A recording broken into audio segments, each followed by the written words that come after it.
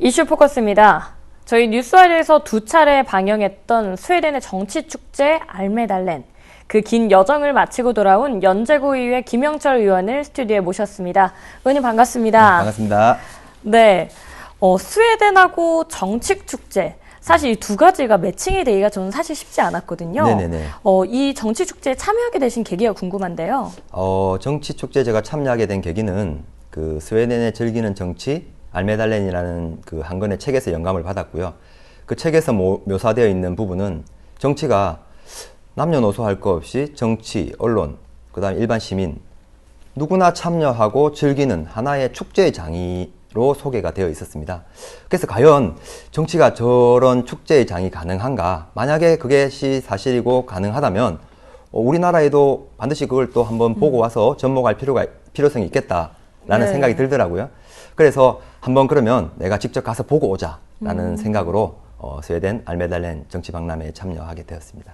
네, 제가 알기로는 이번 준비 과정이랑 여정을 살펴보니까 좀 특이한 점이 있더라고요. 네. 의원님께서 직접 그 스웨덴의 정부와 연락을 해가지고 일정을 조율하셨다고 얘기를 들었는데요. 네, 저희가 이 준비를 한 기간이 대략 한 50일 정도 되는데요. 실제로 우리가 대외적으로 한번 가보겠다라고 하고 그냥 저는 가면 부스가 이렇게 마련되는 줄 알았어요.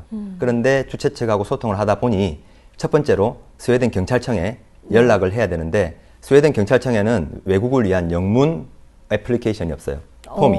네. 그래서 그것을 저희가 주면은 다 일일이 번역을 해서 기입을 해가지고 경찰청에 회신을 하면은 이제 이 신원에 대한 확인을 거칩니다. 네. 그리고 거치게 되면은 거기에 또 비용이 발생을 하게 돼요.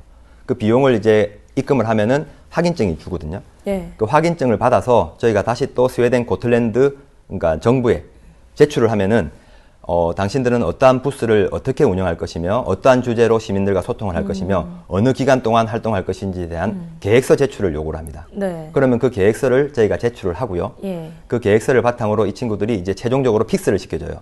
어느 위치에서 이렇게 대략 어떠한 구성으로 하겠다라는 내용이 날라옵니다. 그러면 거기에 대한 이제 입금증이 또 있어요. 거기에 비용을 입금하고 나면은 네. 이제 최종적으로 저희 부스가 측정이 되고 그 다음에 주최자로 등록이 되게 됩니다. 대략 이런 준비 과정이 한 45일 정도 소요되었던 걸로 알고 있습니다. 한 달이 넘는 네네. 기간이네요. 하지만 그 긴 기간만큼 배우는 것도 많은 시간이었을 것 같습니다.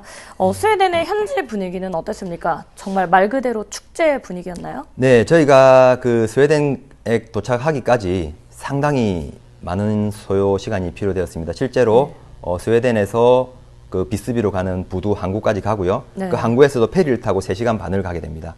그 고톨랜드라는 섬을 참고로 말씀드리면 대략 크기는 제주도의 한 3배 정도 크기고요. 예. 인구는 10분의 1 정도가 살고 있는 곳입니다. 제주도의 10분의 1이요? 네네. 제주도가 66만 명인데 여기가 한 6만 명 정도 살고 있거든요. 그러니까 상당히 넓은 섬에 소수의 인원들이 살고 있고 네. 주로 관광을 하는 국가입니다. 제가 밤에 도착을 해보니 중세시대의 성각 있죠. 그런 네. 성 느낌이 나고요. 그 다음날 아침에 저희가 이제 공유경제 숙박을 통해서 하룻밤을 보내고 가보니까 상당히 규모가 큽니다. 그리고 남녀노소 할 것 없이 하나의 축제의 장이죠. 우리의 그 지자체에 가면 축제하는 장 같은 거 이런 거 있죠. 무슨 축제. 네네. 딱 그런 느낌이었습니다. 실제로 정당과 정파를 초월하고 어느 시민단체와 관심을 초월해서 다양한 부분들이 모여 있었고요. 또 거기에는 상당수의 기업들, 구글, 벤츠, 우리나라 기아 자동차도 나와서 홍보를 하고 있었습니다. 제가 알기로는 의원님도 이 알메달렌 원정대랑 같이 부스를 직접 차리셔가지고 운영하셨다고 네네네. 얘기 들었는데요. 저희가 그 219번 부스를 배정받아가지고요. 요트 네. 계류장 옆에 있는 이제 이 부스를 배정받았습니다. 실제로 거기에서 저희는 청년의 정치 참여, 그리고 지방자치와 분권, 그 다음에 한국의 정치를 아십니까? 라는 이런 주제 등으로 현지 주민들과 소통을 했는데요. 네. 실제로 스웨덴은 잘 아시다시피 지방 분권과 자치가 상당히 잘 되어 있는 국가입니다. 그래서 실제로 다른 나라들에 대해서도 당연히 그렇게 되어 있다고 생각을 하지 우리처럼 이렇게 다른 정치를 하고 있다는 생각을 하지 않는 것 같아요. 그래서 오히려 의아했고요. 이게 안 되고 있어? 왜? 라는 질문을 했습니다. 그리고 또 이분들은 실제로 그 노르딕 삼국, 네. 주로 북유럽에 있는 부분들이 참여를 하고 아시아권이나 다른 외국에서는 전혀 참여가 없었기 때문에 예. 우리를 되게 생소하게 보고 하나의 참여자가 아닌 예. 관심의 대상이 네네. 되기도 했었습니다. 실제로 그분들은 우리 한국의 케이팝이라든지 한국 음식 문화에 대해서 상당히 많은 관심을 가져 있었고 제가 글을 살펴보니까 우리 국위 성향을 하는 방법이 뭐 네. 경제도 있고 여러 가지 방법도 있지만 네. 이런 우리 독특한 우리 한국만의 문화를 세계에 알리는 것도 상당히 중요하겠다라는 생각이 들었습니다. 네, 사실 뭐 이런 축제를 우리나라에 적용시키는 건 역시 중요한 부분 아니겠습니까? 의원님이 생각하시기에 우리나라가 넘어야 할 벽이 있다면 어떤 게 있을까요? 네, 실제로 알메달렌이라는 이 축제는요, 팔메 총리가 1968년도부터 시작이 되어가지고 올해로 51년째를 맞이하고 있습니다. 꽤 긴 네, 기간이네요. 실제로 네. 저도 놀라운 것이 상당한 이런 민주주의 역사가 51년 전에 네. 벌써 시작이 되어가지고 지금까지 매년 수십만 명이 찾는 정치 박람회로 발전할 수 있는 이런 원동력이 뭔가를 생각을 했었습니다. 네. 그것을 보았을 때 실제로 그분들은 정치를 나의 이야기, 그 다음에 우리 이웃집에 가는 만큼, 그 다음에 빵집이나 수프에 들리는 만큼 일상적인 소재로 여기고 있었고요. 또 내가 참여를 하고 서로 다름에 대한 합의점을 찾아가는 도출의 그 과정으로 생각을 하고 있었습니다.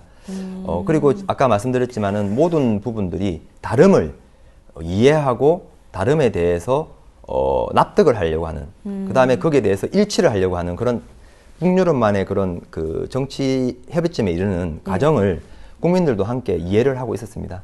그래서 우리 그런 부분들은 우리나라에도 참 우리 주민들이 정치를 외면하고 기피의 대상이 아니라 참여의 대상이고 변화의 대상으로 생각을 하는 그런 분위기가 있어야 되는데 그런 부분은 우리 정치권에 있는 정치인들께서 좀 해결해야 될 과제가 아닌가 하는 생각이 들고요. 네. 또 하나의 과제는 또 이런 다양성을 받아들이고 포용할 수 있는 하나의 공간, 그 다음에 하나의 축제, 이런 부분이 형성이 돼야 되는데 우리 한국에서는 아직까지 그런 부분을 해본 적이 없기 때문에 네. 좀 그런 부분들을 하나의 구상하고 기획하는 그런 또 하나의 과정이 필요한 것 같습니다. 스웨덴의 선진 정치를 우리나라에 정착시키려는 노력에 대해서 좀 한편으로는 좀 감동을 받기도 하고요. 네네. 앞으로도 이런 행보에 대해서 응원하고 기대하면서 오늘 이 자리 마무리 짓겠습니다. 네, 감사합니다. 네, 고맙습니다.